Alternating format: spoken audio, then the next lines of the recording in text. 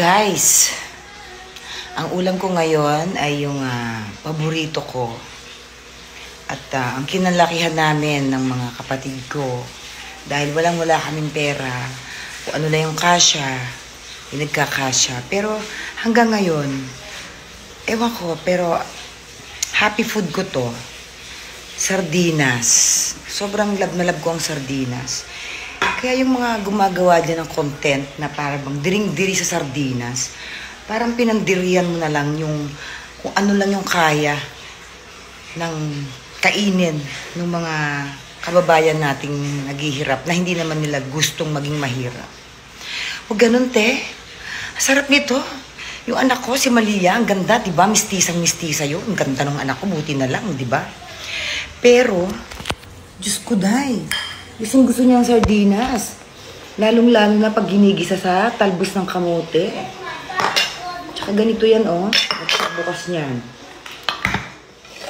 Ano mo? Yan. Bango. Masarap pa ito nilalagyan ng toyo, kalamansi, tas maraming sibuyas. Gusto ko itong pula kasi spicy. Sa dosil kaming magkakapatid, gustong-gusto namin to eh. Alam mo yun? Diyos ko.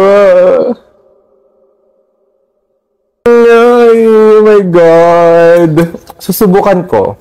Uulitin natin.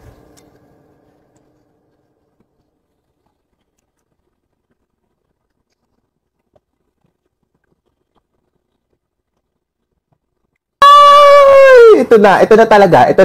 Kakainin ko na talaga siya. Ate! Ah!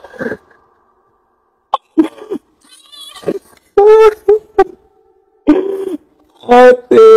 My gosh!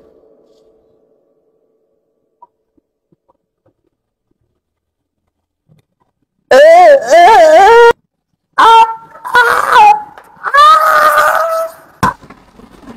Iba na lang i-challenge nyo sa akin. Wag na tong sardinas kasi hindi ko talaga kaya. Hindi ko kaya. Maayos naman siya at malinis at masarap nga daw. Pero ate, uulitin ko.